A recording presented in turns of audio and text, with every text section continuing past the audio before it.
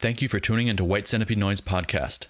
Please hit the like button and subscribe to this channel. This podcast is made possible by viewer and listener support.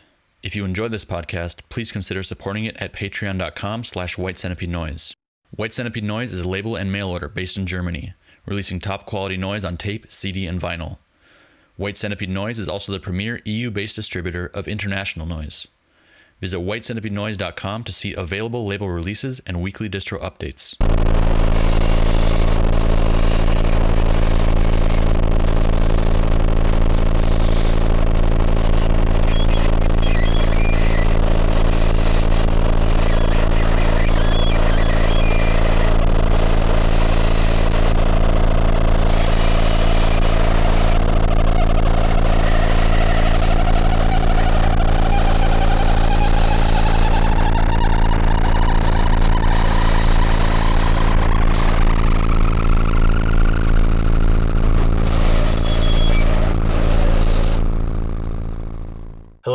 White Centipede Noise Podcast. My name is Oscar Brummel. Today my guest is the kingpin of the Canadian noise trade. Please welcome Taylor Geddes. Hey, Oscar. Hi, Taylor. What's up? Sorry, did I say your last name right? You did, actually, yeah. You're on a roll with that here. Yeah, exactly. Sometimes I forget to ask before we go. And, you see people's names written for years. There's always a bit of. I'm sometimes pretty bad with it, but yeah, you kind of, especially if you're just dealing with them online, you never have to speak the name or hear the name. So exactly. So you are, in the intro I didn't mention, you are Taylor Geddes of Scream Writhe, Absurd Exposition. You also have a few noise projects, Primitive Isolation Tactics, among some others, but first of all, one thing that's confused me in the earlier days is the differentiation between Scream Writhe and Absurd Exposition. Can you break that down? What that is exactly? Yeah, sure. So I used to have an old distro back in the day, like 2005, 2006. I started a distro, which it kind of ran its course, and I started Absurd Exposition mostly as just like. I didn't even intend it to be a label. It was just sort of like a blog at first, like when people had blog spots. And I don't know if anyone even read it or even knew it existed, but that's what it was. And eventually it gradually became a label. Like Adam Jennings, I think, wanted some Winters in Osaka release put out. So I was like, yeah, let's just do it. I'll start a label. But at the same time, I still wanted to do a distro. And I had a really good friend who was my roommate in Vancouver, who also had his own label and distro. We're like, well, why are we doing two different distros? Let's just do a distro together. But meanwhile, we were keeping our labels separate. So we're like, well, let's just come up with a new name. We call it Scream Writhe. But then very quickly, it just became my sole operation. But the label was already established too, and that's just kind of how it went. Okay. So, Absurd Exposition is the label. Scream Writhe is the distro. Yeah, and now it's kind of too late to change into one. Yeah, I think it works, but do you think it ever causes confusion with people? Yeah, I think it does. Maybe not so much now, but I think still a little bit, but definitely in the past. You have a very established following customer base, I assume, that get it now, but. Yeah, and also in the past too, I didn't just used to be a noise distro exclusively. I was carrying a lot of stuff. So Absurd Expedition was the noise label, and then I had the distro, so it made sense to keep it separate. Now it makes a little less sense, but like I said, I'm too deep into both of them to drop. Sure. Yeah. Okay. Got it. And when did you start this? Because I may be wrong, and don't take this the wrong way, but I kind of feel like I think maybe we were in touch for a while, but I know I feel like when I moved to Germany around 2015 is when I really became in touch with you and more aware of you as a really active distro. And I knew about your label and stuff like that before then, but that am I wrong there? Am I That's pretty accurate. We're this is the 10th year of Scream Writhe now, but as a noise distro, it is more recent as just a noise distro. Like I slowly started dropping, like, it was more of a punk oriented distro at first, and then just like everything, and then I was like, okay, I'll just drop all this stuff and just, Canada had, and internationally there's enough punk and metal distros. So I was like, why am I spreading myself so thin? I can't even afford to buy stock of what I want to carry because I was just spreading myself too thin here. So, and at the time there was a shortage of noise distros, really, So that is kind of accurate. I mean, I know we were in touch. I knew about Absurd Exposition, but I was always in my mind, like, it was like I kind of associated with also punk and metal and things like that, and just a general and the distro. But like now you're like the guy in Canada. You're like the distro in Canada for noise. Yeah, I mean, Canada's pretty, like, the population is pretty small. We're pretty widespread all over the place, so like it kind of makes sense just to have one main distro per genre, almost, So that's but yeah, also I don't think anyone even at the time and since has even thought of starting one either. Like there's just the customer base is much smaller than a lot of places in the world. Yeah. And Canada, for people who don't have the frame of reference, is massive. And you're in Montreal now. No, yeah. And like, just for comparison, Canadian noise that maybe some people know of being the Rita, Rusalka, the Vancouver scene. How far is Vancouver from where you are? It's like almost on the other side of the world. Like it's like 5,000 kilometers or something like that. It's crazy. Like it's a 5-hour plane ride. It's like a 5 to 7 day drive. Like it's crazy. Oh. Yeah. And that's the strange thing about Canada is that you might as well be in. I mean, yeah, like you said, you might as well be on the other side of the world. But does it have like a centralized like post system in the sense that like is it roughly the same price to send stuff from where you are to far away, or is that like stepped?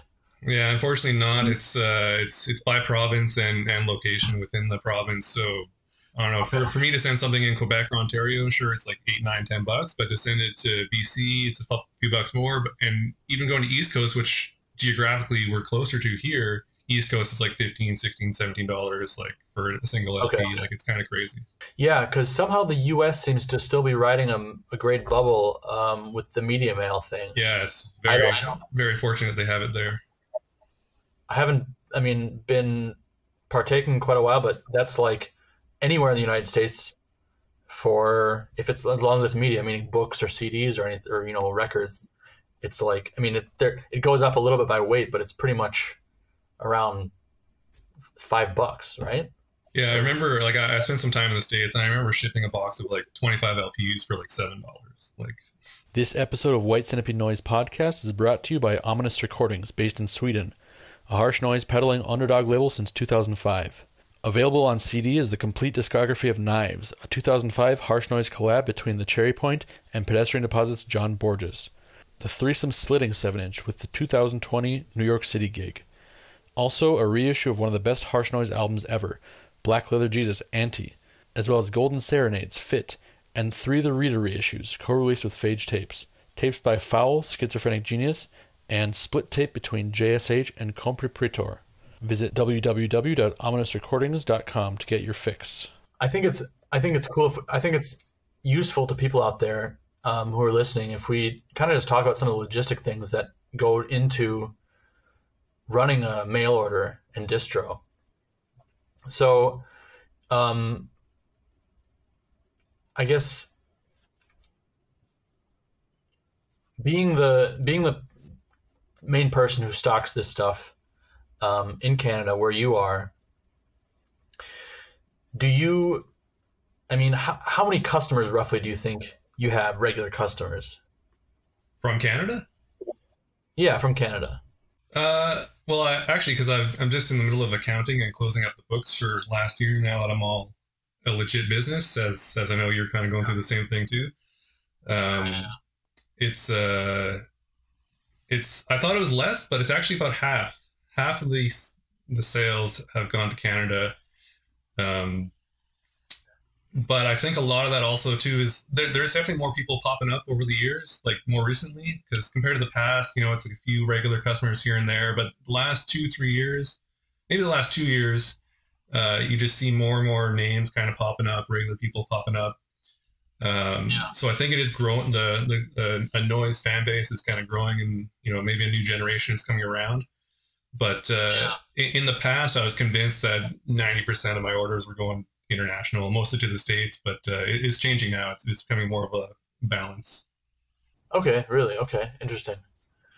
Do you think Canada has a large volume of people that are interested in noise, like relative to the States, or do you think it's less? It's definitely less because our population is a lot less, but definitely, I think now more than ever, there's a noise kind of fan base, and there's new projects coming up all the time. Like, I think there's always been projects, but they're, like I said, I'm becoming more aware of just more names, more people popping up and sticking around. Like in the past, it's like, oh, this new name I never heard of just made an order from me, and then they would just never order again. And now it's like people are just consistently sticking around, and I think it's just a high time globally for noise anyway. So obviously it's going to have a trickle down effect across Canada as well. Yeah. Do you think the pandemic has played a role in that? Possibly, but I feel like this was kind of spiking or, going up before the pandemic even. Yeah, I do too. I felt like, I don't know, around 2019, things started getting really interesting and active, and then all of a sudden everyone was at home with, some of them with, extra money from the government for like a year, and noise just went crazy. I don't think we would have, because 2020 was an insane year for noise, and I don't think it was just obviously the pandemic helped, but I don't think if we weren't already on an upwards direction, I don't think that year would have happened. It just didn't happen out of the blue because of the pandemic. Like, it was already going there. Yeah. One thing I thought of is okay, Tronics reemerged at this time, which is a label that has always kind of come and gone. But when it's active, is like pumping out mass amounts of really high quality CDs. And the timing, I was thinking about it, I thought the timing was kind of like, maybe Phil just realized, okay, things are, maybe financially he needed some boost, or he had some time, and like he was able to put Tronics on like right when the pandemic hit. But then I realized it couldn't have been that way, because he started putting out stuff right before, I think, and the amount of releases that came out like weeks apart must have taken a lot of time to curate, prepare, organize. So somehow that was like another example of, I think, this wave hitting right, just hitting the wave at the perfect time. Yeah, absolutely. Yeah, the pandemic obviously sucks, but I think in some way it came at the right time, or we were ready for it in some weird way, like in a productivity kind of creativity kind of way. So you kind of wrote me recently, or we were talking, and you were talking about how you were doing some paperwork, some bookkeeping and stuff, and kind of just thinking about the significance of a distro and the importance of a distro in an underground scene like noise. Can you tell me about what you were kind of going through there? What are your thoughts on that? Well, I was kind of thinking, because like you mentioned you wanted to talk to me on here, and I was kind of like, oh, like I didn't really know what we would talk about other than this, which is exactly fine with me. It's what we both do, so it's perfect. But I was like, man, like what would I even say? And I was just, the whole process just got me thinking of like the role or the function a distro has within like a global scene, but also like the local scene or local community. Like I know there's some definition discrepancies between scene and community, but Sure. And especially like in Montreal, like, and and like Kate was saying in her interview, Vancouver too, like there's a lack of venues and real like community kind of spaces for any kind of underground DIY music, not just noise. Like there's just kind of, the pandemic certainly didn't help, but Vancouver was already pretty bad for that. But yeah. Anyways, there was some opportunities in town to potentially take over a space or two. Like there was a cafe that closed down that was already a venue, so it could have been an easy changeover to make it another venue or something like that. But the costs were too prohibitive, so I decided not to do it. But anyways, it got me thinking about places like Dead Gods or like Skeleton Dust, like these places that are sort of community hubs that sort of foster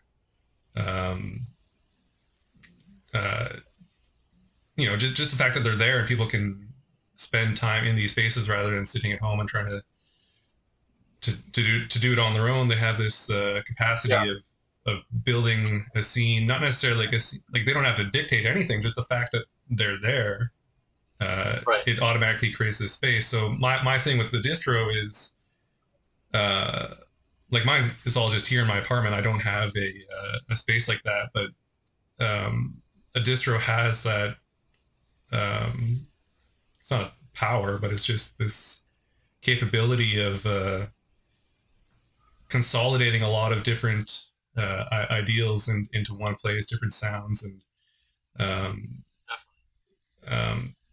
I had this all like thought out of my head when I was driving in the car. Like, oh, what am I going to say to Oscar now? And I'm just like, I'm kind of I mean, I get it. I get what you're saying, and I agree. And so you think that exists as a virtual space, so to speak, or as a non-physical room? Well, it does, but to a much lesser degree. Like I think having that physical community space is the important part of fostering a scene, because if it's just in your bedroom or in your office or your apartment or whatever, no one can see it, and you're only an online mail order, what does that really contribute to like a local sort of scene? Like you're all you're doing is helping the global community, which is also great. But I was just thinking in terms locally, I think we sort of have this responsibility to stuff closer to home. And I just feel like without a space, it's a little harder. So, okay, what do? You organize shows, you do events, you do what you can. And I mean, that's what you can do. And I know in Montreal, it's a little different. There's not, there's some activity here. Like, there's people, there's projects, there's whatnot, but there's not really, I would say like a scene per se. Like there's just a handful of people. I mostly do most of the shows. A few other people do as well. But my goal for whenever the pandemic sort of dies down is just to try and do more. Just book more shows, even if no one comes, even if it's the same people playing all the time, like just do them. Like, And I think my point with having a venue or a store is, which also relates to doing shows, is if you have the spot or if you do these shows, just the fact that it exists is going to start something, over time. Right. But I do think, it's not to underplay the role of a distro actually in a more macro level, but still not necessarily global or international, because, okay, you have something like Dead Gods, you have a really densely populated city like New York City, where a lot of people kind of by nature have potential interest in something like this. And then you have a little shop where, there can be events, parties, discussions, one-off releases, but I mean, it still might be only 10 or 15 people that are involved in that, like truly. And maybe, sometimes bigger, maybe sometimes more, but there are all these, for example, one-off kind of releases that get passed out around among friends who are hanging out there, maybe 10, 50 copies, whatever. That is cool, but that's a layer of, I think, of an outwardly expanding thing. I think like a distro like yours, you are regional in the sense. I mean, Canada is so spread out, but at the same time, Canada needs that connection. It needs that plug. It needs that line from these other parts of the world, and that kind of consolidates it for the local scene, even if the local scene is spread out over 5,000 right kilometers. I think just the fact that a distro will get something from Japan that all these people who maybe didn't know about it or knew about it and thought, oh, it's cost prohibitive, I can't place a single order for that record from Japan. If they know that you're getting the goods and you have good taste and you're following what's going on, I assume you have people that kind of rely on you, that kind of just also check what you have in stock and follow your lead in some sense. Is that true? Yeah, absolutely. I agree with all those points too. But yeah, I do have people, I don't know how they do it, if they're just refreshing my page every day, but sometimes the second I put something in stock without even posting an update, they start selling from regular customers. So I don't know if they just have times a day that they check, or if they somehow have an RSS feed set up for my site. But anyways, yeah, it's definitely, I mean, that on the greater, yeah, like you said, the sort of wider Canadian sort of spread of a scene, absolutely, shipping from even the States is incredibly cost prohibitive. I don't order anything from the States unless it's for the distro. I just can't justify the cost. It just makes no sense. Tapes become $30 after shipping. It's just incredible. Yeah. So this goes to another point which I was wanting to make was I think regional distros make the most sense rather than having a bunch of different yeah, it's good to have more distros, but I think they need to be maybe strategically placed around the world. It doesn't, in a way, for me, it doesn't make sense to have 10 different distros in the States, for example. Like we just said, it costs the same amount to ship anywhere in the States. Why is there X amount of distros all carrying the same release that's limited to 100, and they're just all staying in the same place because they went all to these same distros? I think it's less of an issue now, but I think consolidating things into larger distros and less spots around the world, I think, is perhaps a beneficial route to take as well. Yeah, I would agree, but at the same time, I can see the approach of this appeal of, instead of piping it into somewhere where it's gonna get directly piped out, it's kind of fun or neat, I guess, to see okay, you can think this tape is sold out. You've been looking for it. It sold out from the label right away and blah, blah, blah. And it sold out from the main distros, but then you're cruising the internet or some email list or something like that, and you find out so-and-so in, some corner of the world has, 5 copies on hand.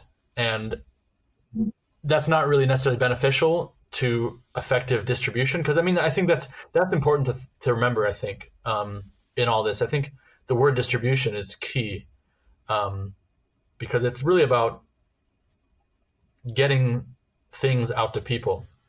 But I still think getting things to certain areas where they're still sort of unfound for some time has its benefit for the late sleepers, for the people who aren't, because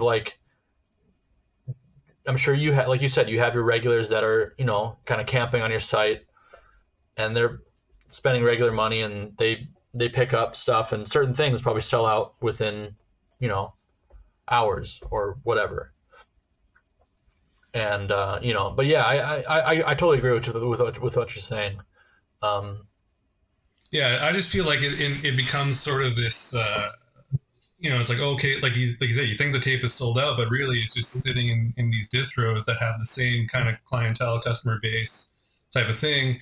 But I'm definitely all for, someone in some random place in the world, I'm not going to deny them wanting to stock any of my stuff. Like, I think that's Right. that's totally awesome, you know. Like, but I just mean like the same funneling it to the same sort of region. I feel kind of is like redundant in a way, you know. Why do you think some people? Why do you think so many people want to do that? Like start distros? Yeah.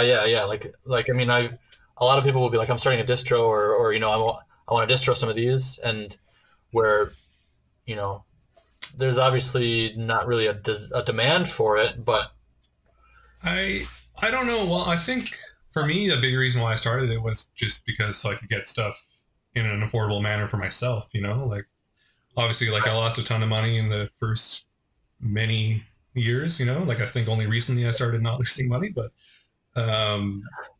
it still made the cost of that one item for myself affordable, you know, like so I think that's a lot to do with it, but also I think having a label, you almost need a distro by necessity because you need to do trades. You have to trade with people, like it's labels that don't trade. I understand it, but like I think they're losing out on, you know, potential distribution just for that factor. So like I don't want to stop anyone from making a distro because I think like it has to be done, and I think everyone has their own unique taste and like they can curate it in their own way.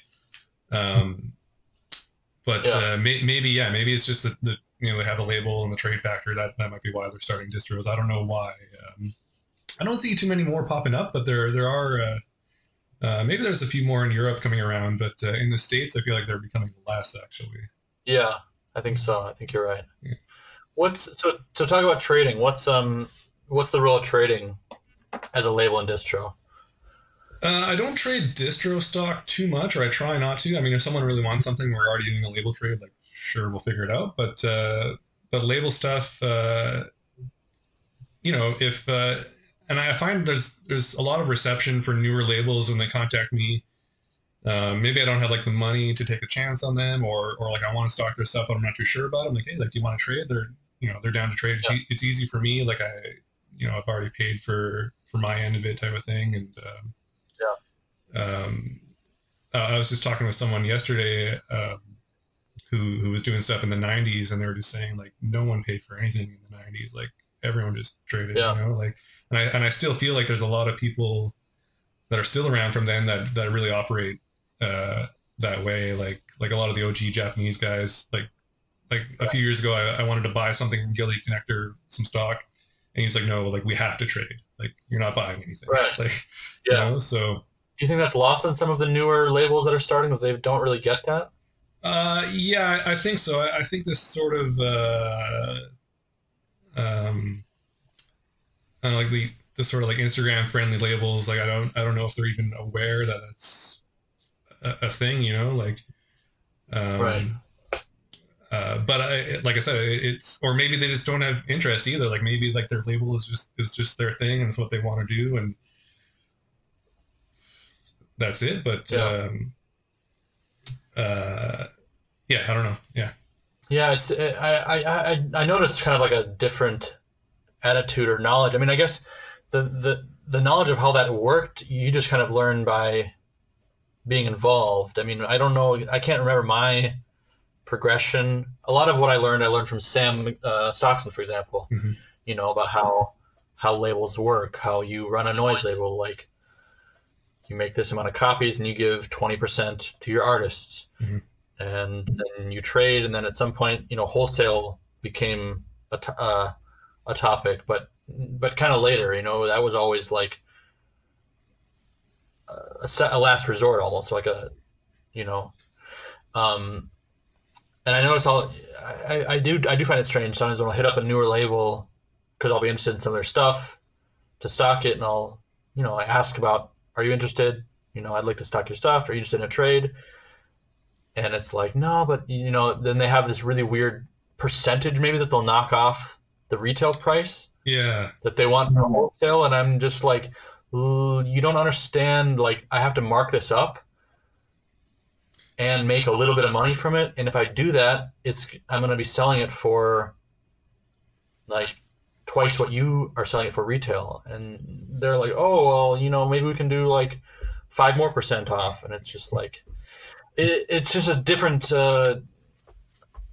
approach, different attitude, I guess. Yeah, and also too, like I guess, you know, they're figuring it out too. Like hopefully they do adjust to sort of the reality of things. But you know, like you said, like when we were starting out, like we didn't know anything. Like I had no idea what I was doing. Like my friend in Vancouver was like, okay, like you're doing a label, okay, now you got to do 20% to the artist and like this, that, and other thing. And wholesale, like I still kind of just wing wholesale. It's like, okay, like you know, what's enough off of the retail price, but also where I'm not giving them away. You know, like I still just kind of wing it on each release. You know, like totally. Yeah. I mean, I'm curious. Can we talk about numbers a little bit? Is that something you want to? Yeah, I love numbers. I'm curious for my own reference, because you do this on a pretty big scale, and you seem like you have your shit together a little more than me. But I like to talk about how people do their, pricing and things like that. And I've talked to people from record stores and retail. I talked to Luke Tandy, for example, to get some kind of perspective. And you also work in a record store. Is that true? Yeah, I do. Yeah. You work in a big record store, right? And yeah. Does that cross over at all with your work with the mail order and the label? Not really. Like I think it's like maybe we're looking into ways maybe I can have like a little section in the store. Like it's not like a real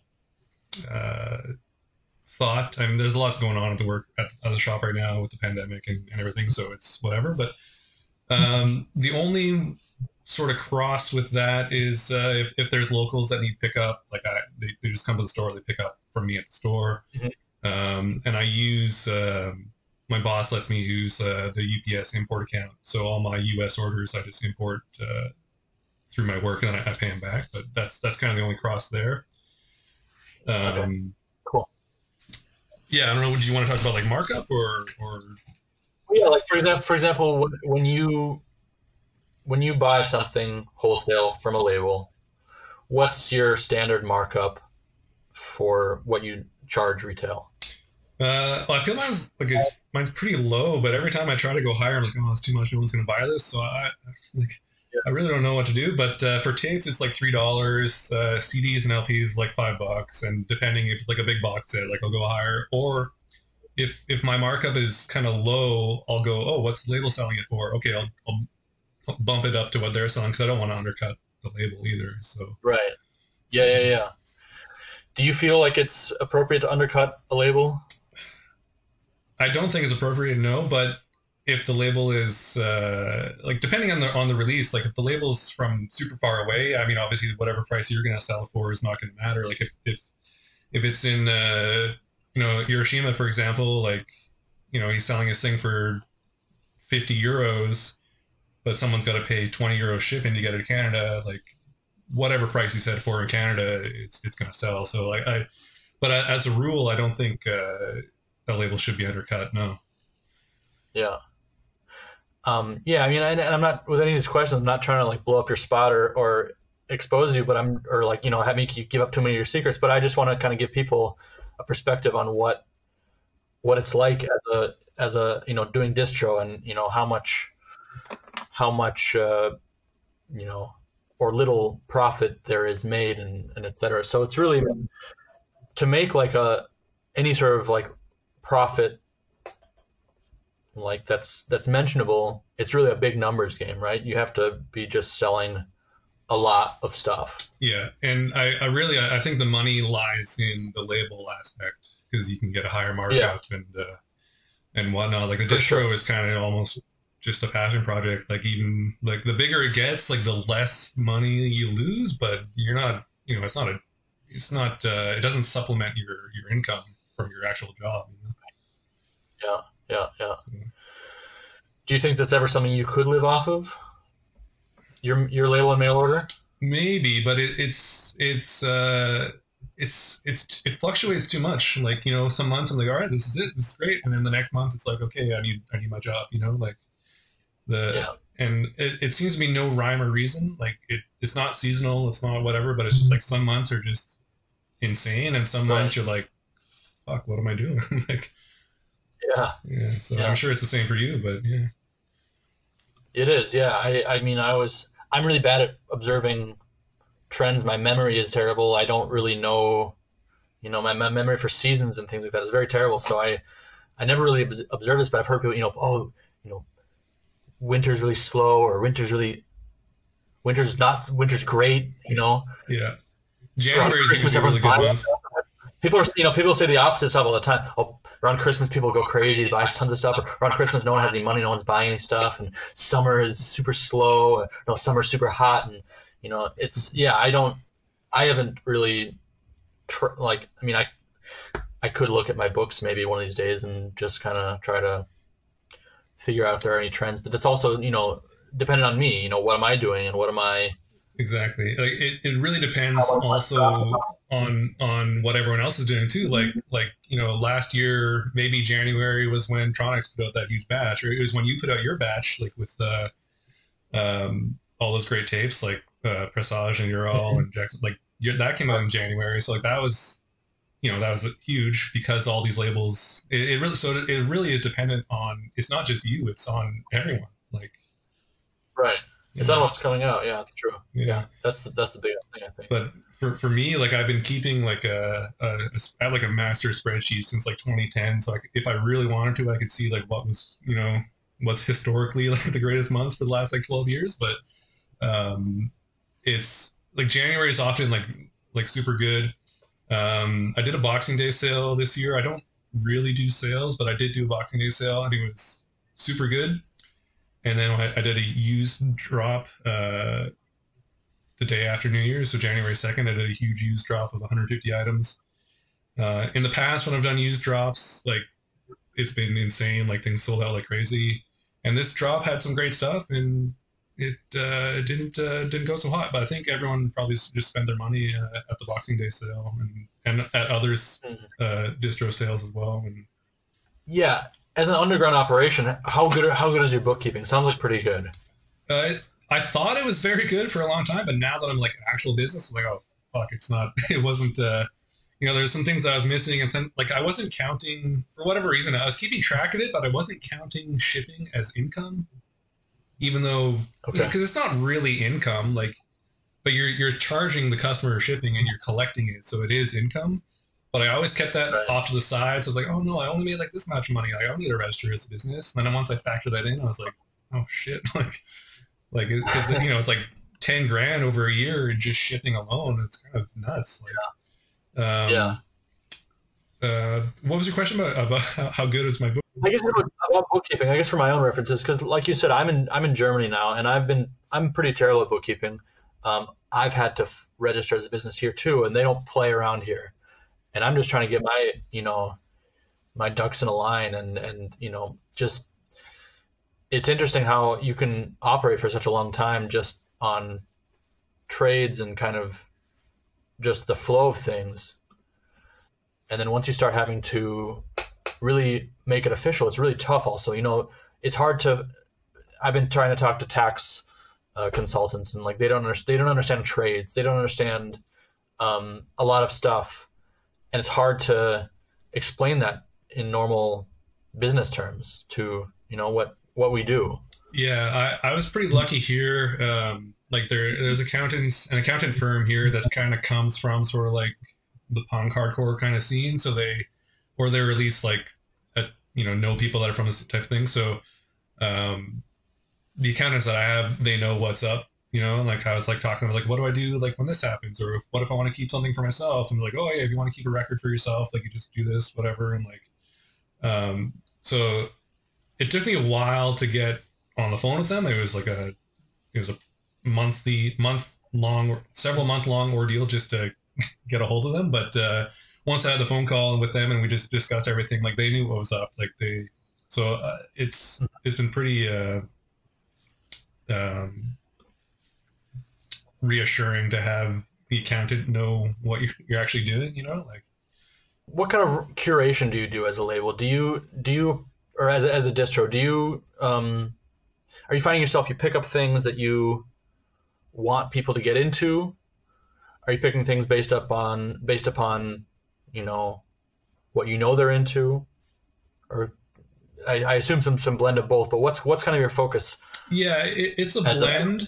It's definitely a blend. And it's a lot of it also is based on label. Like, you know, it's like, oh, this label just dropped this batch. Yeah, I'm getting everything. You know, otherwise, some labels, okay, I'll grab a couple releases from this label. Some labels will grab everything, you know. I know you're really on top of it this way, and I used to be more, I kind of fell off, but I know you seem to be more on top of just getting everything. You just get everything, which is, I used to spend a lot of time working on that, and I kind of fell off on that. But I feel like that's also a good way to do it, you know, like just some self-release thing from nowhere that no one knows about. Like that's what you got to try and find. That's kind of like the heart of everything. But yeah, curation, like it's mostly label curation, I would say, based on label more than release, really. Yeah, I do try to get everything in the sense, you know, I do try to get the big stuff for sure. But a lot of that stuff has plenty, I mean, not plenty, but there's distribution for that. I really like to go for, like you said, some smaller label or smaller artist self-release stuff for a number of reasons. You know, the first being that I want to just give that person a chance to get it out. And a lot of people will be just happy the fact that they can, you know, maybe 10 of their tapes are going to be outside of the United States, for example, because that's, you know, hard. They don't get orders from outside the United States, especially if they're unknown. And I think that's like the label does have that influence, not like an intentional influence, but it's like it'll come into the shop and people who order from me will be like, oh, what's this? And some random shit that I'm really not sure of and just kind of like, yeah, let's try this out. Seems interesting. That stuff will sometimes just fly off the shelves and blow up in some way. Not blow up, but you know, people will then, and I really like try to do that. But also it's like, I also from a business standpoint see it the same way, because I think that stuff sells oftentimes more than the stuff that is more known. I mean, of course, bigger labels are guaranteed to do well, and I stock large amounts of them, but you know, if it's something that I smell as being like interesting or decent, you know, you can kind of tell if it's some crap. Yeah. Then I probably don't take that chance. But a lot of times if I can like sense that it's something unique or interesting or with some quality, it's like that stuff will go in a minute. Because I mean, that's the whole reason I started the distro in the first place, is just because you can't get any of, like, ordering any stuff from the United States was impossible. It's impossible, yeah. And it's the same in Canada, I suppose. It's just, you know, if you want to check out a tape by someone, yeah, you're gonna pay $20, you know, $25, $30 for it. Yeah, doesn't make sense. You can't take chances on things like that. Yeah, exactly. And I just had this kind of mindset, like at least 5 copies or 10 copies of something must be sellable, like, you know, here. So that's it's something I try to do, but it gets harder and harder. You know, it's when I was, since starting the podcast, I must say, like this takes a newfound amount of my time that, you know, I used to really just take a lot of time chasing that stuff and just being like writing anyone I saw with anything interesting and being like, I want to get it, I'll buy it. Yeah, same here. And like I used to spend more time just on Instagram, seeing what people are sharing, and like then going that route. Yeah. And even if it's stuff that I wouldn't even want myself, like, well, you know, someone's talking about this, someone, you know, it's worth bringing in. And I do find also with that stuff, especially self-release stuff or whatever that doesn't have a description, I feel like you got to spend a little bit of time writing at least a little description yourself. Otherwise it might just sit there forever. And like I know that helps me even because sometimes I'll hear something and it doesn't really catch me, and I kind of brush it off, and then like a little while later I read something and I'm like, oh, should you check that out? And you're like, oh shit, it's actually really good. Why didn't I bring copies in? Like, you know, something needs to click. And I feel like having a little spending the time to write a little blurb can go a long way. Yeah, do you feel like you have the trust of some people, like in Canada? Do you feel like you have their ear and you're able to put them onto certain things? Do you have people who write you, for example, looking for recommendations? A few people, not a lot, but a few people. I think most people kind of know what they're after. But like for example, there's a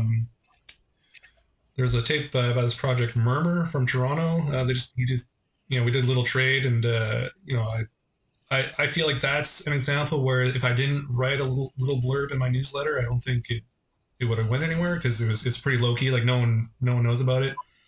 And I put the blurb in the newsletter, and I sold 2 the first day. So, but yeah, there are some people that come in, and, send me emails for recommendations and whatnot. And but it's not that common, because I do think people are kind of set with what they want. They're just waiting. Like I said, they're just refreshing the page, waiting for something they see that they like. Sure. But this last few weeks, actually, maybe it's because people got Christmas money or what, but tons of not tons, but several very large orders that were very diverse. I'm kind of all over the place with my taste, and I was looking at these, and this is me ordering something. It's not just someone just ordering just the harshest noise or just ordering power electronics. It was a mix of everything across the board, and I was like, this is interesting. I think distros are so important when you're getting into noise too, because I remember the early days. You made your contacts and did some trading, individual orders, but then saving up some cash, then having $150 to spend at Hanson or make a big order at Freak Animal or whatever, and just going through and just spending an hour going through or the self-abuse catalog. It was A, B, C, D, E, F, G, and it was all mixed in there. And that's another place. Of course, it's a big distro, but you had a lot of gems sitting there for a long, long time. And you'd write your list, and I would be surprised sometimes to see, is this really in stock? This can't really be in stock. And a lot of times, yeah, it's in stock. And then just getting, every few months, this mixed package, and that being kind of your way to, I wasn't asking for recommendations, but kind of just trusting in the stuff that's in there and going off the names that you've seen and heard, and finally, finding one place where you can load up on a lot of it. And I guess that's one of the nowadays, because Bandcamp is there, so everyone kind of has the chance to preview a lot of stuff and hear it first. And social media is there, so everything is really visible in some way. It's still strangely unsystematic, I feel. How that information is presented. On Instagram, for example, it has its algorithms, and you follow your people, but it's still really scattered. It's not like you go to the place where everything's going on, and so that was kind of the cool thing about the distro, is it was a concentrated spot where you just knew you could go shopping here. And yeah, and I guess that's maybe a reason also too why I started a distro, because like I said, there's none of that in Canada. I don't know if there's ever been a noise distro in Canada, really, 80s, 90s, anytime. I really don't know. The closest thing maybe was Alienate, because Gary has the Cheap Thrills record store. But I wasn't living in, I wasn't involved or on this side of the country at that time. So, but yeah, I feel like Instagram is taking, I don't know, it feels like it's going really downhill with what they're pushing with the algorithms and the ads and everything. That I feel like there might, I don't know. It feels like something new might be around the corner. I don't know. It's hard to envision what it would be, but I feel like people are ready to take it somewhere else. I don't know. Yeah. I don't know. It for what it is at the base, if you strip out the algorithm and whatever, it's perfect, but it's just they're damaging themselves for at least what we're into anyways. I don't know. Right. Yeah. I guess I just recently started using it pretty actively, and I haven't really. Yeah, it's just a place where everyone can post their shit and everyone's looking at it. So yeah, I definitely like it more than Facebook. I'm kind of dead on Facebook. I just is no interest to me. But just for the same thing, like you go on there and you can never find what you want because you have to scroll through everything else just to get to new posts that you want to see. This episode of White Centipede Noise Podcast is brought to you by Scream Writhe Distro and Absurd Exposition Label, Canadian-based source for experimental electronics, harsh noise, etc. Over 1,500 items in stock on all formats. Media mail shipping to the USA and affordable international shipping. Coming early 2022. Hermit Chick White Split Tape. 2 distinct vocal noise approaches from opposite coasts of Canada. Neural Objective Constraint Tape. Unreleased material from 1996. Mott and Violent Shogun. Mangle Tape. Split and collaborative tape works. Andrew Nolan and Misery Engine. Split Tape. Cosmic Industrial Dusty Noise Malaise. The Rita. Herschel The Shoot Tape. Sputtering Crunch of Obsessive Minimalism. Alex York Double Tape. Tape and synthworks for melancholy mood. Visit screamandride.com and absurdexposition.bandcamp.com. What would you tell a new label trying to get started and like get their stuff heard? I guess you run a really great label too. So I mean, we're talking all about your mail order stuff right now, but that's not to downplay the stuff you release under your own imprint. So maybe switching to that. I guess for it would be to not use my label as an example, because I feel like my labels that I tend to trust and always respect and will just buy everything, even just for myself, are labels that sort of carve out this niche where it's like White Centipede, for example. It's just okay, it's on White Centipede, it's going to be the best harsh noise of the year, or at least in that realm of it's going to be a good harsh noise release. Whereas a lot of labels, well, not a lot of labels, but myself, it's like I said, I have too many varied interests. I'm kind of a pretty widespread, and I try to do batch bundle deals. You can get all 10 releases for the price of 9 or price of 8, just so people will check out the random things in there. Yeah. But I feel like having this sort of niche that you kind of carve out is maybe important for newer labels, at least. It doesn't have to be exclusively that, because like I said, even you look at Tronics and he's pretty widespread. I mean, it's harsh noise, but it's not pigeonholed really. But just because there's so many labels now, and even yesterday, I was like, oh, what I got to bring in stock now? I was like, shit, there's 5 labels I never even heard of that have new batches out. And it's okay, it's. I think there needs to be. I don't know. Maybe there needs to be no rules, really. I no guidelines. Just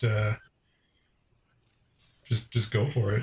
Maybe not in terms of what they release, but how they interact, how they market it, how they.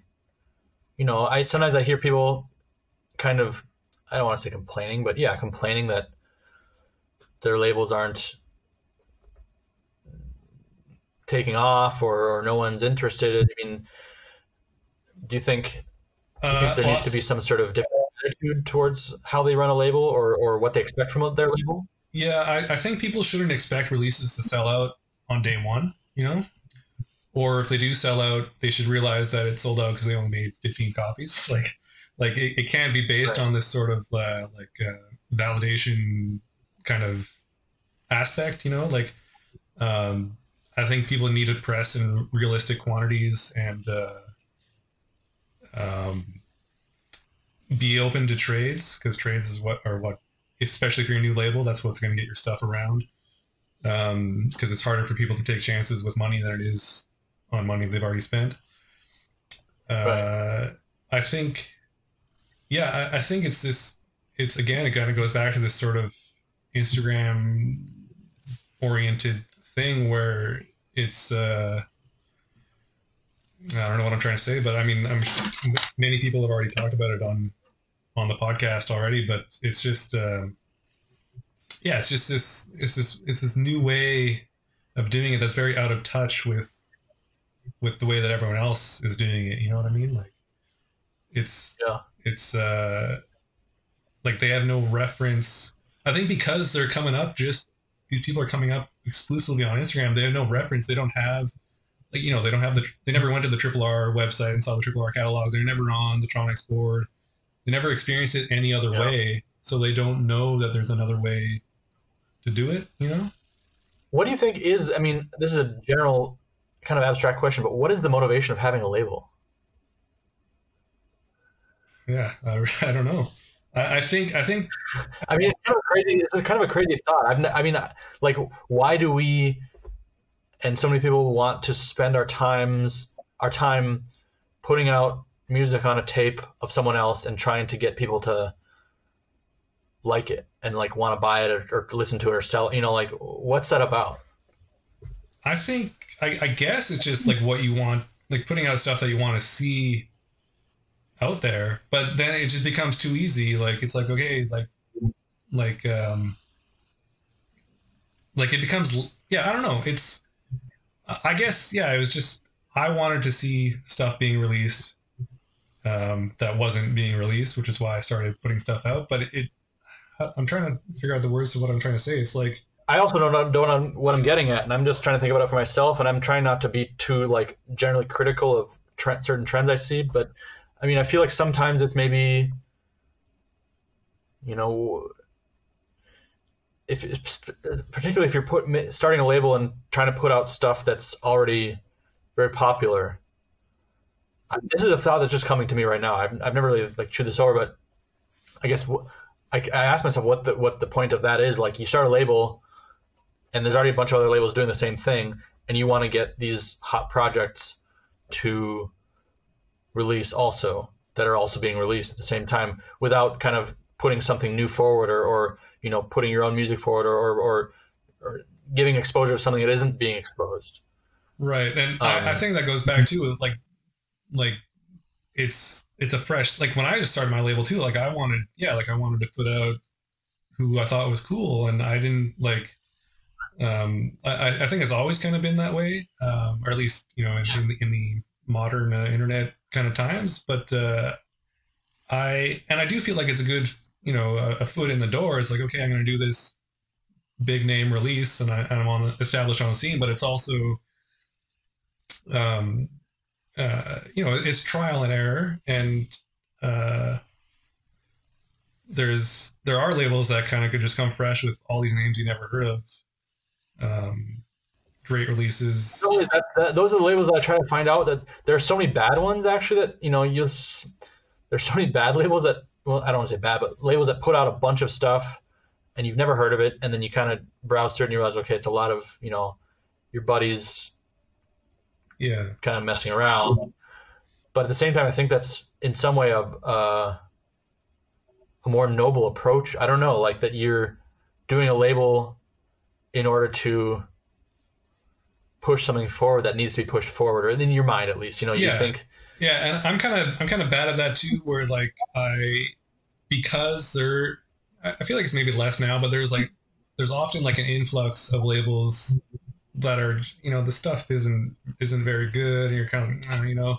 So when a new label, like, I'm really bad at this, when a new label comes around and asks me for stock, I'm kind of like, oh fuck, like, you know, sometimes I don't check it out, and it's like, man, like, you know, or I take a chance, I'm like, okay, I'll grab like one or two things, and then I sell it right away. I'm like, fuck, like what? Like, I'm just like, I have this own bias where I just assume it's not going to be good because it's not a name that I already know. So absolutely, I've noticed that too, and I love that feeling. Actually, I love when I'm wrong. I love when I feel like, oh god, I did this trade or whatever to be kind of, you know, to be supportive and nice, and I've got all this stuff, and who's going to want this? And then I love when people buy it. Just, I mean, of course, I mean, I'm making back my money or whatever. That's one aspect of it. But I mean, I love just seeing that my preconceptions were also wrong, and that there are people who are hungry for more than what I can imagine, you know? Yeah, absolutely. I think it's really cool. Yeah.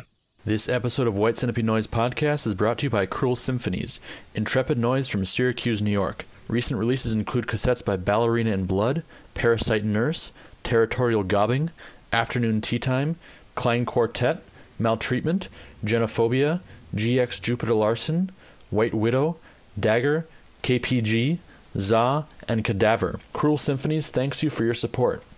It is due to the generosity of customers like you that we are able to fulfill our mission of printing J-cards that make print shop employees uncomfortable. Who are some influential Canadian figures for you when you were getting into this? Not necessarily as artists. I mean, I guess there's a lot of crossover between artists, but maybe also other people who are doing labels or organizing or kind of working more of the infrastructure of noise, you know. Well, so I'm from the Vancouver area, so like that whole clique there was kind of really important to me, and still is. Early on, I started working with Anju from the Nausea. She was always doing the Vancouver Noise Fest. So in like 2011, it was like the third Noise Fest, I think. I was still living like an hour and a half outside of the city, and I drove in both nights to the fest, paid like $30 parking each night and whatever. But I had like my little distro. Like I just killed my other one. I just started Absurd Exposition as a distro. So I had like, I don't know, some special interests. I think As Loud as Possible was in stock as well. But that's like, that fest is kind of where I met everyone. Like I don't think I met the Rita at that point, but we were not long after we were emailing, but like the Rita played, like I met Taskmaster, Mass Marriage played, and I have no recollection somehow. But like that night, you know, like, and like Anju and I would talk on the phone like all the time, just like planning and stuff and whatever. So for the next several years, I was helping her. Once I moved to Vancouver, like we did the Noise Fest together for a few years until I moved to Montreal. But like, so just by doing the fest, that was that opened a lot of things just perceptually for me. The Rita, like Sam McKinley, was very. He still seems to be to this day to people. He's very. He makes it easy. You know, he kind of encourages you to go for what you want to do. You know, and he's just hanging out with him, like spending time with him in his house, and just emailing, like it was like very rewarding in that regard. So I'd say that, and also like the Victoria kind of scene, like Ron Griefer. I only made it to one of the Victoria Noise Fest. The last year he did it was the first year that I moved to the area. But yeah, just that whole sort of Vancouver thing, like Rusalka and everything, and that I guess that kind of started getting me in the right direction. Were you like involved or around, at least watching, in that kind of mid-late 2000s period? Well, so yeah, like I said, I lived an hour and a half away, so I was only going to the city like now and again. And then eventually, I'd say, I guess like after 2011 is kind of when I started really being involved in the scene there. But yeah, like everything, yeah, any noise show after 2011, like I was at, you know, or I booked. Yeah. What's the main difference between Vancouver and where you're at now, like in terms of scene, culturally? Vancouver and Victoria area, they've always been like the stronghold for Canada, even though noise, well, I was going to say noise kind of started over here, but it's not really true, because in the late 70s, early 80s in Vancouver, there was like Tunnel Canary and GX was living in Vancouver. So the first couple Haters releases are actually Canadian noise releases. Cool. But yeah, over here, it's, I don't know, it's like I said, there's a handful of people and like with sort of the same mindset, but there's a lot less activity here, you know. But like Nick, like Taskmaster, lives here, and like, you know, so there's, and Flat Gray was here for a while. He moved back to Vancouver. We actually crossed paths. Like we had dinner together because he was moving west and I was moving east at the same time, driving across the country. But yeah, it's pretty low key here, you know. So I'm just trying to do more. The pandemic kind of stalled a lot of things. We were trying to do like bi-monthly sort of noise night at a local bar here. And we did one, and then the second one got canceled by the pandemic, but we'll bring it back, like locals only kind of noise nights. And now actually Neural, he just moved. He lives just like an hour north of Montreal now, so he's around. He's always down to play too. So there's potential to foster a slightly more cohesive sort of scene here. What about your projects? What are you you do primitive isolation tactics. What's that project all about? If you could just kind of give us a little information about that, how you started it. Well, it started, I wanted to do a project for years, and I kind of just did like random stuff of very little consequence, even to my own satisfaction over the years. I wasn't too much into anything, but I don't know, like I've been thinking about starting a project for a while, and then there was a show in town. It was Intensive Care and Violent Intent, and Limsbin played. And like, I'm pretty good friends with Josh, like Limsbin, and we'd been talking about, we talk almost every day, but we were talking about stuff for a while. And after the show, he's just like, I got something for you. I was like, what? And I had to buy it from him, but he brought me a mixer. I was like, oh shit, okay. And then that night after the show, like, because Ryan Bloomer plays in Intensive Care, we just sat at the bar at the venue, and like he just like schooled me on the mixer like all night. And I don't remember a lot of it because, like I said, we were just like drinking at the bar, but it was just a very encouraging sort of evening or night, and just the mixer itself. Yeah, like it's just like, oh, if you do this with this and then that with this, and you can do this, and this one's cool because you can do that, and like all that kind of stuff, Cool. So yeah, and then after that, I just like, I was just like fucking around, and it eventually just became primitive isolation tactics. Like the first tape, I was doing everything manually. Like I was recording a minute of something onto my like Tascam like handheld recorder, putting it into my computer, and then chopping it up or adding it together so it lasts for like 3 minutes instead of 1 minute. It's super rudimentary. And since then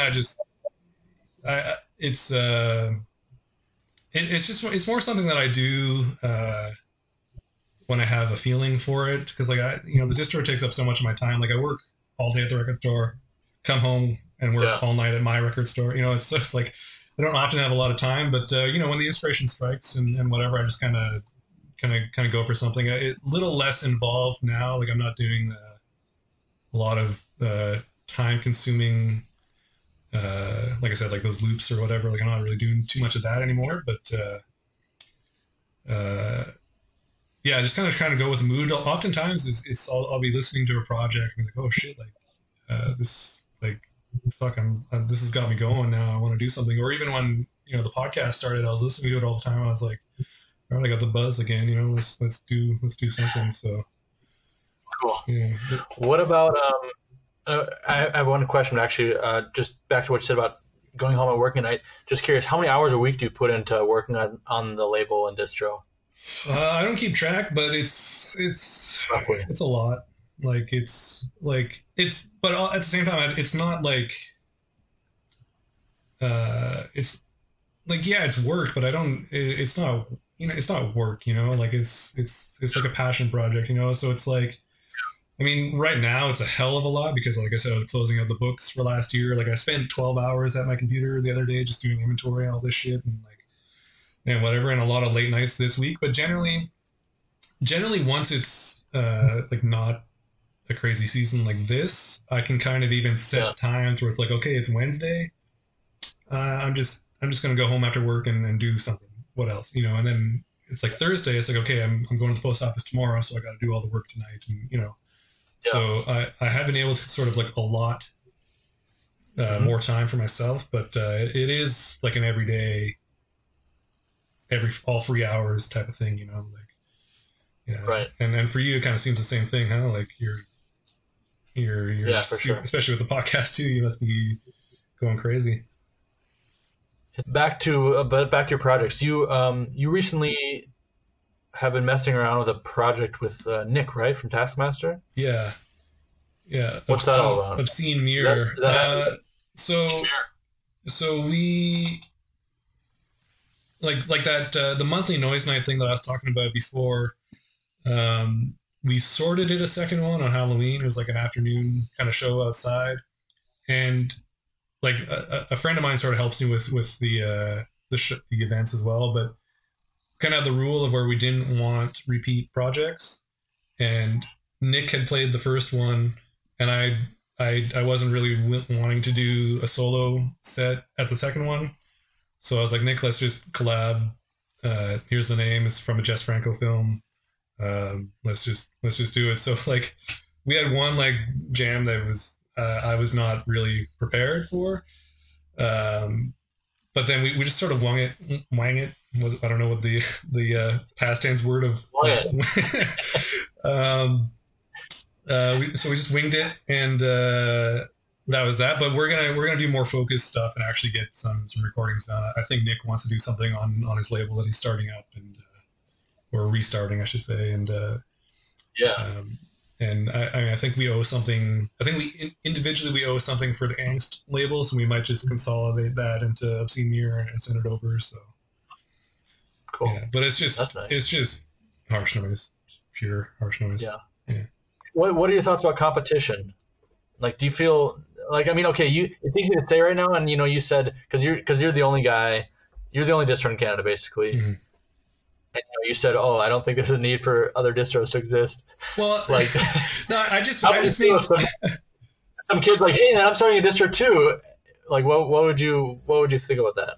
I don't see it as competition, and I do think like distros are important. What I really meant with that is just like I don't think there needs to be. I mean, there doesn't need to be the same distros in the same region type of thing, but I'm not going to stop anyone or be upset if someone starts a distro. And I don't feel like there's any competition. Like it's like we're all in the same boat. Like it's all the same thing. It's not like even if someone started another distro in Canada, I think some of the labels that are kind of popping up now have distros, and that's great. Like because even like I said within Canada, it's there is a cost difference within the country. So if someone wants to do something on the West Coast, it's so no, that's a huge point. Actually, I didn't really realize that. That's Canada being so huge. There is maybe room for, you're on the East Coast, you're near the East Coast. Yeah, there's maybe room for one out west or another one because it's a huge country. And especially like I said, because Vancouver is such like a hotbed, the stronghold kind of for it. Like there are some labels out there now, like Bent Window is a newer label from there, and there's Writhing Flesh Productions, and of course like Lake Shark Harsh Noise has always been there. But but at the same time too, though, in Vancouver, it's such a stronghold, but it's just this core couple handfuls of people, and it's kind of always been that. Like maybe newer blood now, but it's just that same core that's kind of been keeping torchbearers for 10, 15 years, right? Yeah. So, no, I don't think anyone should see it really as competition or trying to outdo anyone, whatnot. Like, I think, I don't know, I think we kind of have a good thing going as it is now. And I mean, the more the merrier, like as much as I've kind of maybe said contrary, I didn't really mean it in such a negative way, but the more, just more, or maybe less and better, or just more and better. I don't know. Yeah, both. Yeah, both. But I do think active. I mean, I guess there's a bubble in some ways that can burst. But I do think activity breeds enthusiasm, which breeds activity and quality. So exactly, yeah. And that was actually the point that I was trying to ramble to very earlier when I was talking about like the role of distro in a local kind of setting. It just helps that cycle for sure. One unrelated thing that I wanted to just say on this episode of the podcast that I hadn't brought before, and I just feel like I need to give credit where credit is due. Jason Kushner.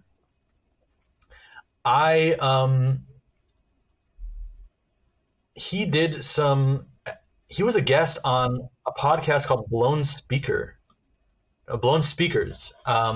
And I actually he linked it on the special interest forum like 3 months ago maybe, and it was a YouTube podcast, like Skype style, like this.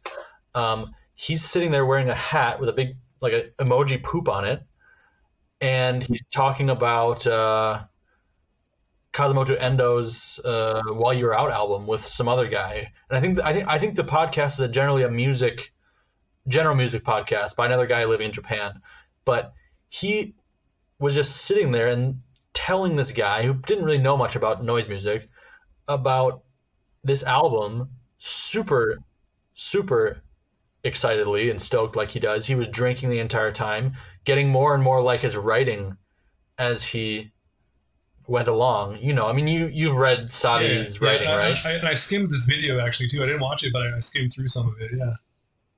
Yeah. And you know, it's not maybe perfect, but this was actually the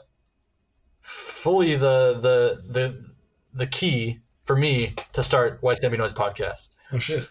Because I was, you know, I don't really listen to podcasts. The only ones I do follow are video podcasts, and it's like a few random ones, like hip hop podcasts, just that I got randomly into because I liked the format, and there was like interesting shop talk about a topic that I'm not really involved in, but it was like that. And then I was just, you know, there are some really great noise podcasts out, but not in this format. And then I was just watching this, and it was just him on a video screen talking to a guy but talking about noise. And I was like, God, I can see Sadi's face. That's crazy. Like, that's so fucking crazy because this guy writes, and he's been writing in the scene for so long. Forever. There's such this character, seeing his face. This is wild. This is radical. And that was really it. So I just felt like I wanted to get that out there to everyone, that they should check that out for sure. I just saw there's a new one that came up, which I haven't watched yet, which he's also a guest on, talking about some other album, the Fugs' first album. I don't even know who the Fugs are, but yeah, like early punk band or something like that. Yeah, but yeah, there's one where he's talking about While You're Out. It's really cool. He's just pulling out all the noise CDs and tapes and holding up to the camera. He just dives into it really deep. So yeah, just wanted to shout that out. Yeah, I should check the whole video. The hat kind of turned me off, but I should have just went with it. I mean, the dude's a freak, but yeah, he's come around too. He's ordered a couple. He's ordered in recent months. He's ordered several times, so he's cool. It was great to connect with him. Hardcore, yeah, definitely. Yeah. He's a hardcore fan, hardcore maniac. He does a lot. I think he does. You know, he's a person I think does a lot for noise, even just in his own way. Just writing. You know, he's another person that just his voice is significant. And, that actually reminds me. One thing that I did want to bring up too was like I feel like there's lots of people writing and lots of good writers and whatnot, but I feel like there's not necessarily a consolidated place for it. Like I'm always struggling when I put something out. I was like, where do I send this for a review? You know what I mean? Like you can send it to Noise Receptor if it kind of falls into industrial. You can send it to Cypher and whatnot, but there's not a lot of places to send things for review that seem to be worthwhile. You know, like I can think of like two places that I wouldn't send things to review, and then other than that, it's like, okay, like where do you go? Like yeah, there's a really good editorial in the upcoming special interests, a long editorial about that topic, which is really like sheds a lot of light on that topic. But yeah, you're right. I mean, reviews, and that's the topic of this editorial is, are reviews still relevant, or what's the point of reviews? And I mean, it's a little bit more deep, I guess, than what's the point of distros, because distros are a very practical thing, but also what are the point of reviews? It's kind of like, you know, what's the point of reviews when there's Bandcamp? What's the point of reviews when, you know, but at the same time, I think it is a very important curatorial thing that, you know, it's not about gatekeeping. It's not about keeping things out, but it's about like shining the proper light on things, and the more the merrier. That was the thing that I think the reason Special Interest stopped is because he realized he was the only one writing the reviews in some way. And, you know, kind of felt like, what's my authority to be the only one that's like telling people what they should listen to and not? Like, I think there should be a lot more reviews. I can't write a review for shit. I don't like doing it, but I'm trying to be better at it. Like I'm just trying to be better at writing in general. Like I'm really into like films, and I watch tons of movies every year, and I'm just trying to not necessarily make it a waste of time. And I just want to like do some more writing. Like I'm doing something for the next issue of Untitled for their film kind of section, but I'm also trying to do more reviews. I started doing it in my newsletter updates from Distro, but I don't always have time. But I do think that, reviews have this important place where obviously they're important in the moment to help with promotion of the release, but they're also documentation for the future. You know, like it's always fun to go back and read an old review, and if it never gets reviewed, the release just remains this sort of mystery, or even gets lost to time, really, you know? Yeah. So I feel like, like documentation, like there was this discussion on special interest, like documentation versus coverage and whatnot. And I feel like, we just need like more zines, more podcasts, more reviews, like all of this. We just need more of it. Yeah. More quality. Yeah. Absolutely. It can't be underestimated the importance also of certain message boards that existed, like the Tronics board. Yeah. I said one time somewhere, like, it would be great if someone had the backups and like printed a book or something about it. And I think overall, like, that's the last thing anyone needs. But I mean, I do think that a lot of that information that was there was so vital and important. Yeah. And it's just lost. It's just 100% lost. Doesn't exist anymore at all. And that's a shame. Yeah. And that's why I think, even just doing something, even just doing this podcast, I don't think that this podcast is like especially good, that I'm doing it especially good, but I just thought like there should be at least like there are podcasts, but there should also just be like more simple podcasts doing interviews with people. Like, exactly. We're not at the point where we need to like get beyond that, or we're like, that's old hat at this point. I think it's like, that's kind of basic. Yeah. Like we're catching up now.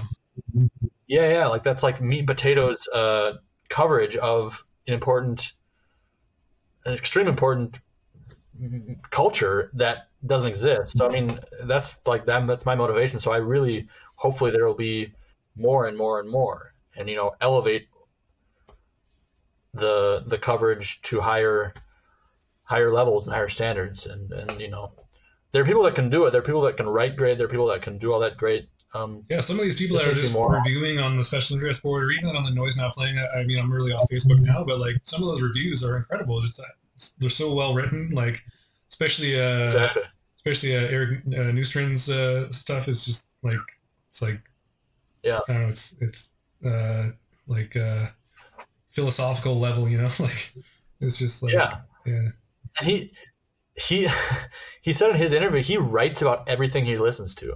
That was amazing to hear and to see that. He has notebooks full of reviews from everything he's listened to.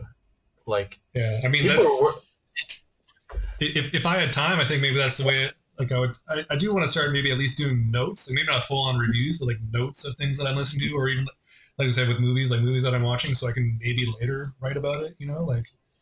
I think for me, like the practice is, I'll just dump it into my newsletter every now and then. Like I did the review of like the New Boyfriends 3 tape, which I thought was like amazing.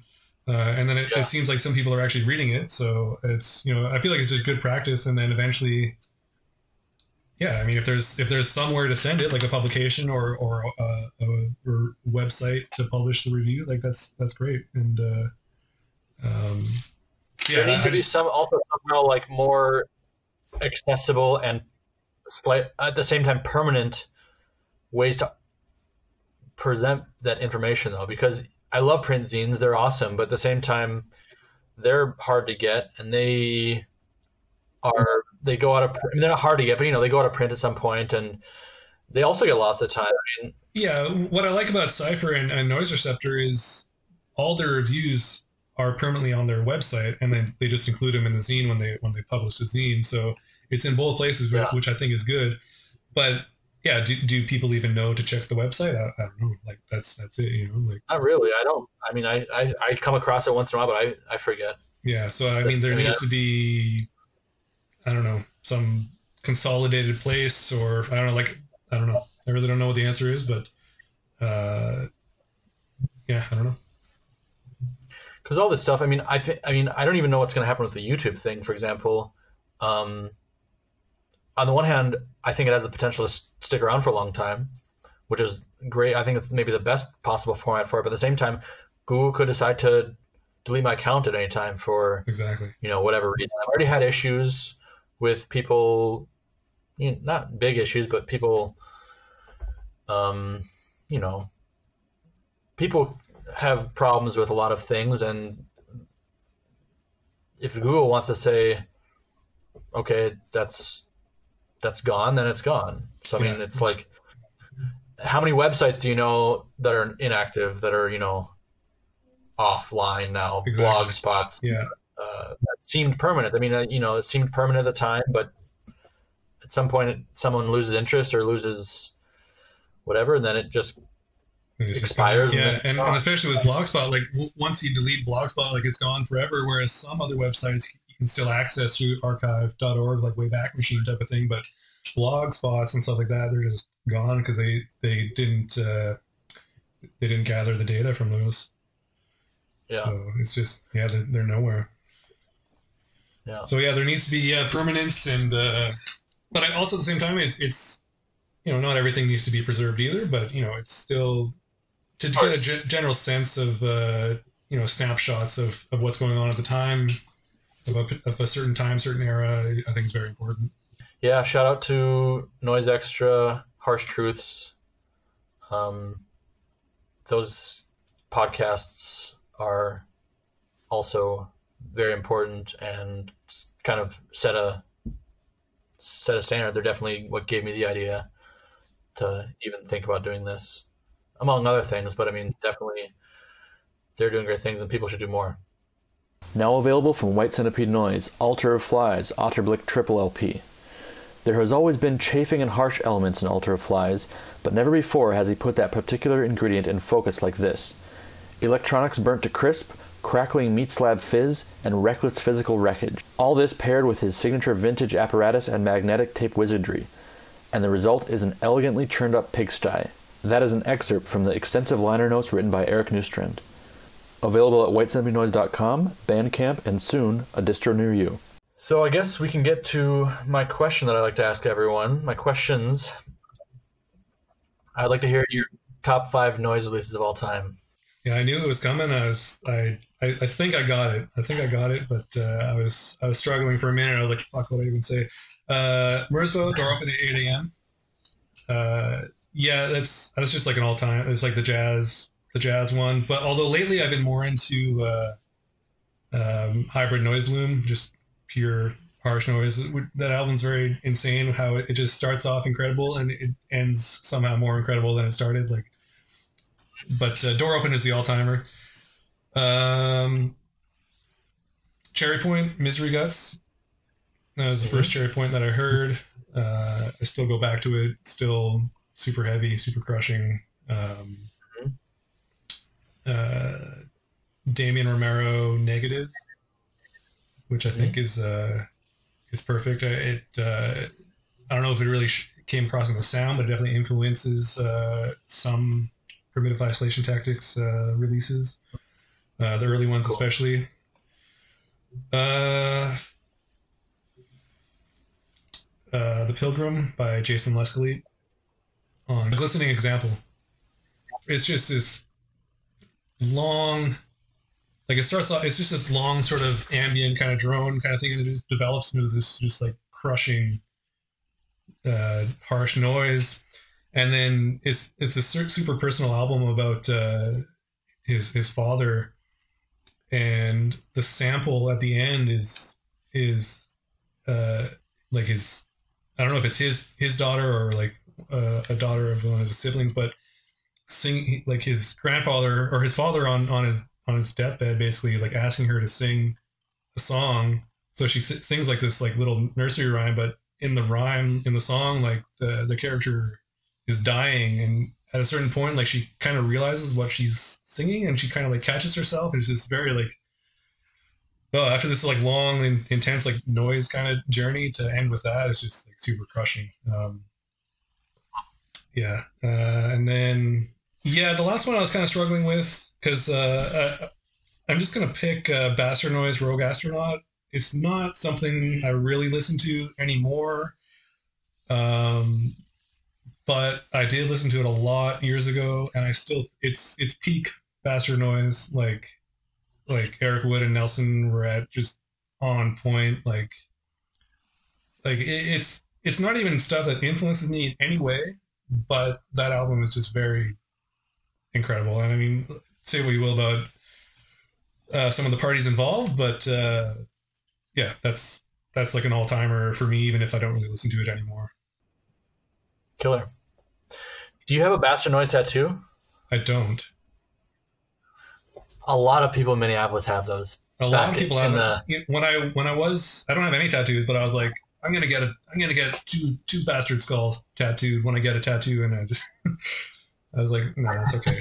I'm kind of glad that I don't, but I still respect like Old Man as a Bastard and Old Bastard Noise and whatever, but it's not so much something I can really get down with in the modern era of that project. And then how about five newer releases of the past year that you were really into? I also had a question. With so much stuff coming through your distro, how much of it do you have a chance to actually listen to? The percentage is kind of small because, I mean, sometimes I'm just not in the mood. Like, I just listen to other stuff, like not even noise, but other times there's just so much coming in. I just like, I gotta put this up for sale, and then it'll sell out, and be like, oh shit, like I should have kept a copy for myself, So I don't listen to enough of what comes in. Most of it, like I know, because there's a reason why I brought it in, but I definitely don't listen to enough of what comes through the door. I don't know if it's the same thing for you, but I just don't have enough time to dedicate to that. It's tough. It's definitely tough. Like one thing I do that kind of, I'm trying to not do it this way anymore, is anything from a project that I know I like, I'll just take and I'll set it aside. And the stuff I don't know is what I'll listen to. That means I never listen to the stuff from projects I like. You know what I mean? So I'm definitely trying to navigate this, like what Eric was saying about buy less and listen more. Where in our case, it's kind of like we got to buy more and listen more somehow.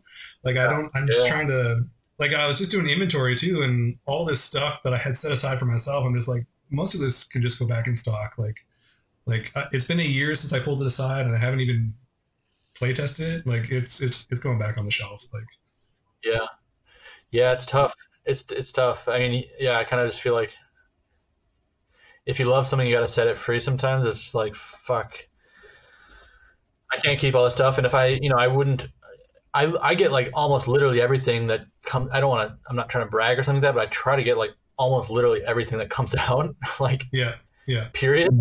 So it's like that's more than I could ever in the first place be buying for myself.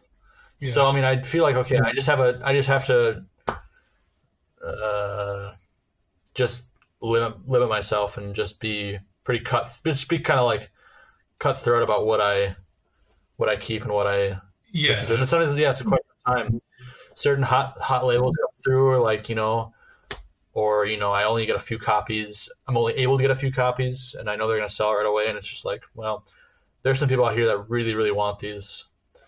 And and I think it's impossible for us to do it on this level now. But I think in the past, people like I think Nico maybe said he used to do this, where like any release that kind of came in, a copy also went into the personal shelf. So you just have this massive collection.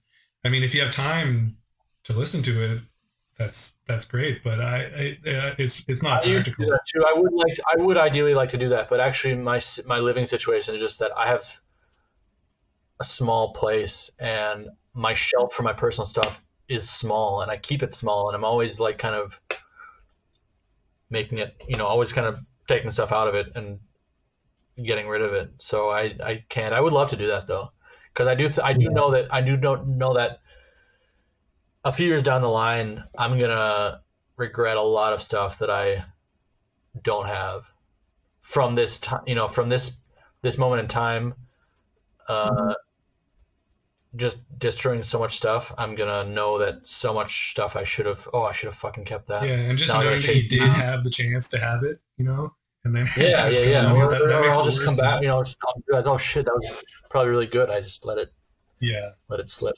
I also am trying to just adopt this. This is kind of how I like to listen to noise a lot of the times too. Is I'll kind of just go like by project, where it's like, oh, I'm going to listen to like all my skin graft tapes this week, type of thing, and just get really involved with one project.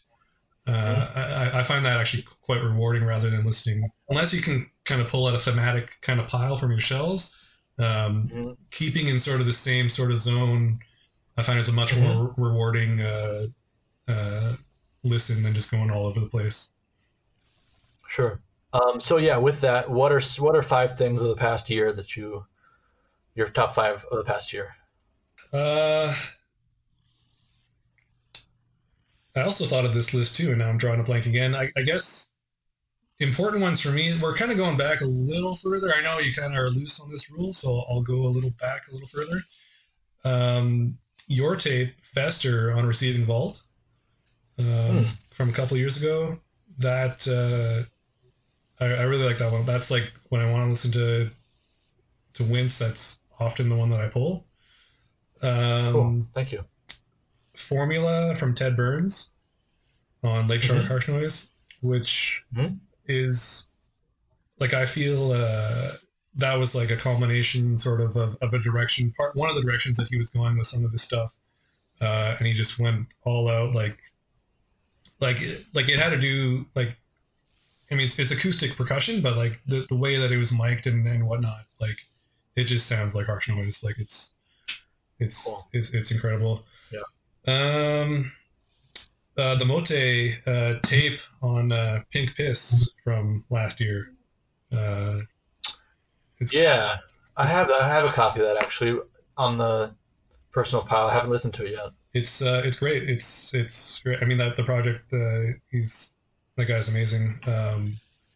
Yeah, he sent me a copy because when I did the CD for him, he sent that through, and I think that's really great. It's very, I mean, it sounds like Mote, like it's just a psychedelic sort of acid flashback adventure. Like,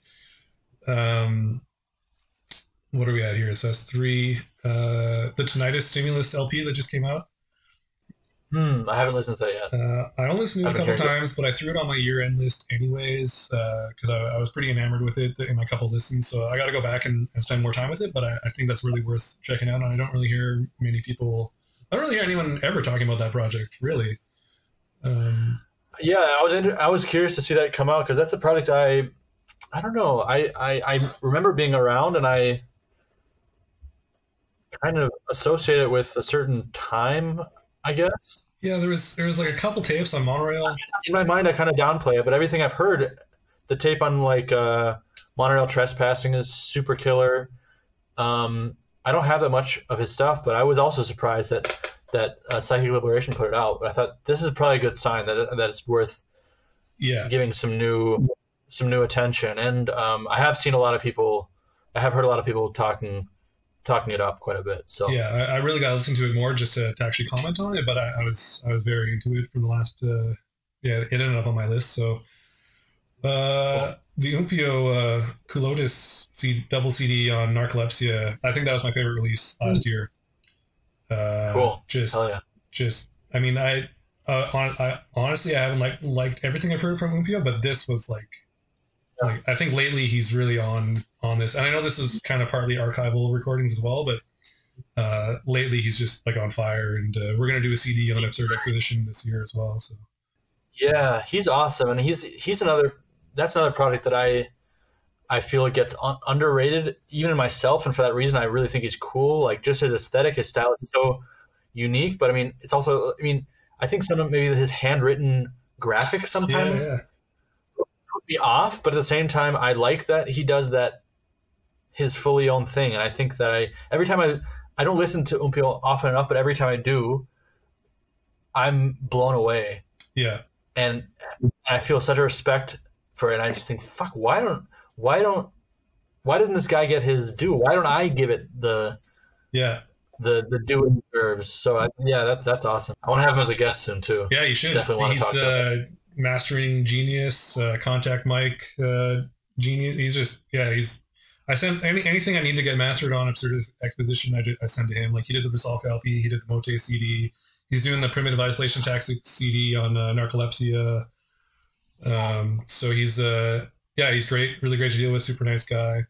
Funny thing though, when I was first, this is like years and years before I even started going down a real noise path, but I was still doing my old punk distro in like the late 2000s. I did a trade with some label, and it was one of those trades where like the guy didn't specify that he was just sending me the master tape with a bunch of Xerox covers. But so I was dismayed by that because I didn't really know about that sort of way of doing things. But also the tape that I got, it was an Umpio split with someone, and it was just a picture of a pig shitting, and I was like, what the fuck is this? Like I had no clue. So like for the first couple of years, like, oh, this Umpio project, you can't take him seriously. And now I'm just like, no, it's great. You just get down like that. He's that kind of dude, but that's cool. That's why I like him too. Yeah, for sure. Yeah. So tell me about what you have coming up with the label. Yeah, so we're doing Aqua Necromancer, which is, it's the coming at the tail end of Mersbo before he went to laptops. Like it came out around the same time as Door Open at 8 a.m., which is the album we initially wanted to do, because both of those were on Alienate, and Gary runs Cheap Thrills record shop in town. So for like a year, we were like, all right, let's do Door Open at 8 a.m. Let's just do it. We'll get it done. It'll cost a lot of money because it's a double LP, all this, that, but we'll just do it. Finally, I was like, all right, I'm going to email Masami. Aurora Central from Mexico is already putting out Door Open at 8 a.m. So like we kind of kicked ourselves for just like dragging our feet for a full year. So then Masami just offered Aqua Necromancer, which is actually Gary's preferred Mersbo of what he's released. So I was just like, yeah, let's just do it. There's some bonus tracks on there that I feel are in some ways better than the actual album material. Like it's like outtakes, and they're just like super harsh, like really, really good, really rewarding. But yeah, so that's coming out. And around the same time, we're like, oh shit, since we can't get Door Open at 8 a.m., let's do Masana Frequency LSD, because Gary always wanted to do that. And we email Masana, and he's like, no, Cold Spring's doing it. I thought Gary knew, but no one ever contacted him. So yeah, but he would have said yes anyways. And just like me, like if anyone happens to want to reissue anything I've done, like I'm going to say yes, but it's nice to get asked, like, yeah. It is nice. Yeah, it is for sure. It's not, it's just common. Yeah, it's just common courtesy. That's it. But it's common courtesy to, I think, to at least inform, but I think to be fair, I mean, the rights to the music belong solely to the artist. Absolutely. So I mean, we're all obviously doing everything on just handshake contract, but I mean, in very rare cases, do us releasing something, do we have any sort of long-term say in, Yeah. But of course, it's just it's an issue of respect. At least like make the person aware that That's it. Yeah. If the artist wants to do it, then it's like you can't say no unless they've signed the. Exactly. Yeah. And that's the thing. Like it was never going to be a question where it was going to be denied. Or like, no, I want to do this. Like even though he wanted to do it, if another label was doing it, he was just going to say yes anyway. So it's just that aspect of it. So I feel good that we're doing Aqua Necromancer. I don't. Part of me is like, well, the world doesn't really need another Mersbo reissue, but at the same time, it's like, okay, we're doing it, and there are people that are going to be happy with it. So, and I'm going to be happy with it. So, yeah, for sure. Yeah. Yeah, I mean, the world can use another Mersbo reissue. It's not going to hurt anyone. It'll be great. Well, it might hurt pressing plant turnaround times, but yeah. It's like the world can always have more pizza in it. It's like no one's ever going to say there's too much pizza in the world, even though. Yeah, it's true. Yeah, what else is coming up? Well, there's the Wince Altar of Flies. Like, what do you guys? It's like a mail collab you guys are doing, or? We're doing a mail collab, yeah. We're each doing one side. Basically, I have a side that's basically done of me working with his source material, and he'll do the other side. That's him working with my source material, and he has that. We both have it like 80% done. Awesome. And it's just been an issue of time for me to just allocate some time to work on that, and just finish it up, because it's mostly finished, and I like it a lot. So, and I've heard what he's working on too, and it's really nice too. So I think it'll be nice. I'm sure it's going to be. I don't know. We might call it Altar of Centipedes. That's maybe the project, the collab name. That's a great name. So. Yeah, I'm super stoked. Yeah, I'm glad that's happening. I'm really excited to check the triple LP from Altar of Flies. Like, I can't wait for that to. It's great. It's super great. I'm so glad to finally have it on hand, and shipped out a ton of orders today, and gonna hopefully tomorrow focus on all the distro packages that need to go out. I'm trying to time them at the same time, so everyone kind of gets them roughly around the same time, because I'm just swamped here. It's like it's a mess, my apartment right now. So yeah, I can imagine. Yeah, I'm waiting for the Mrizzo to show up, and it's gonna be the same thing. Yeah. What else you got going on? Later, there's going to be a CD for Jute, which is like a local project who's been doing some pretty good tapes lately. I've known Sam for quite a long time, from internet forum days. We've always lived in different parts of Canada, but now we're both in Montreal. So then like I said, Umpio CD. I'm going to do something for Un Regard Froid, which is a Montreal project as well. He had a release on Cypher before. And then just that batch that's in the ad, like the unreleased Neural from 1996, which sounds amazing. Like Cool. I asked him, I was like, why did you not put this out? He's just like, I put out so many things. Sometimes I just didn't feel like putting something out, and I was like, Jesus Christ, this is really good. Cool. I just got the tracks for the Andrew Nolan Mystery Engine split. Double tape for Alex York, Mott Mangle collaboration and split tape, and then a tape for the Rita. So and a Hermit Chick White split tape. So yeah, Hermit's back in the game a little bit. Cool. New Hermit recording? It's new Hermit recording, recorded in October. Cool. It's about 10 minutes long. It sounds like Hermit. It's great. It's really good. Eric's really nice. He's really awesome. Glad to be able to do something with him. That's about it that's planned right now. Always kind of stuff on the go, and I kind of do this to myself every year, where it's my release schedule is very minimal at the end of the year. So I'm like, all right, let's pick it up. And then I'm just like, I swamp myself at the beginning of the year. And this year, like, I'm just kind of tired of how easy putting out a standard tape has become. You know what I mean? Like, especially if you're doing pro dubbed, it's like, okay, I got the master, I got the artwork, I just send it to the plant, send them money, and then I get the tapes. It's like, what was my involvement in that really, other than putting the label name on it?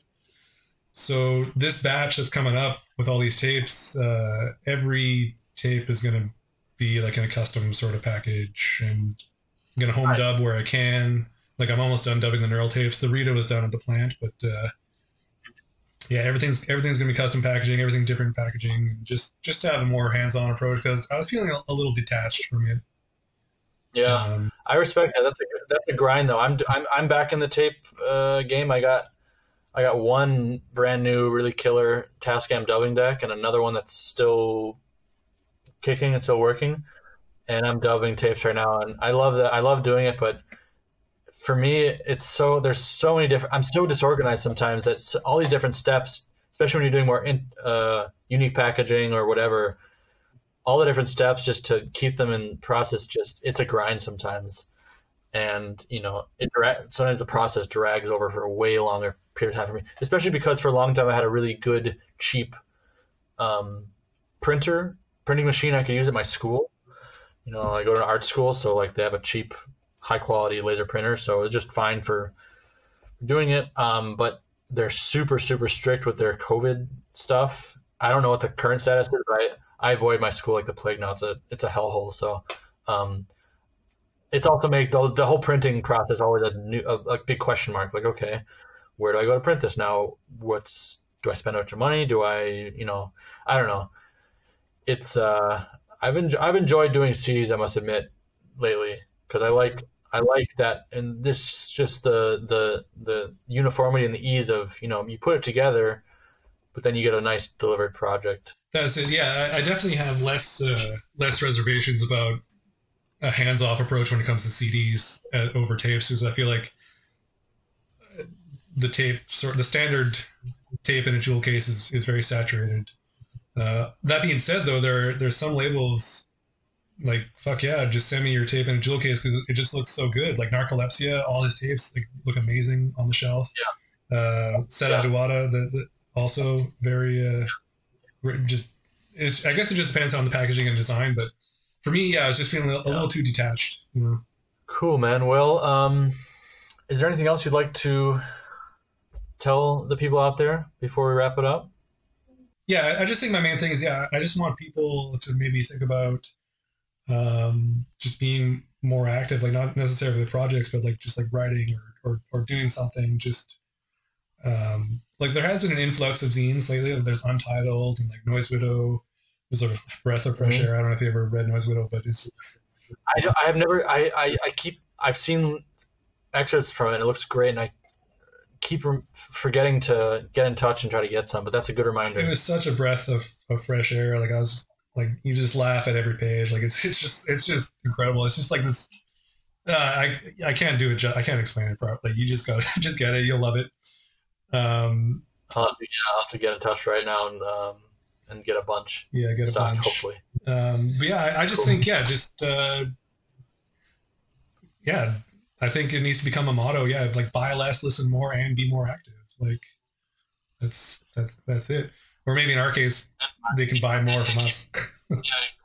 Cool. All right, Taylor. Well, thank you. I appreciate it.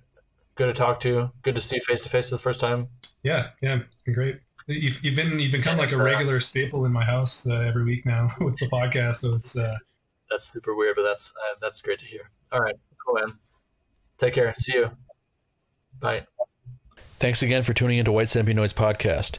Head over to the Patreon for more, including private episodes of Noise on the Run, exclusive photos, video, and audio related to the show, and discounts at the White Centipede Noise mail order. Your support is extremely appreciated and vital to keep the show going.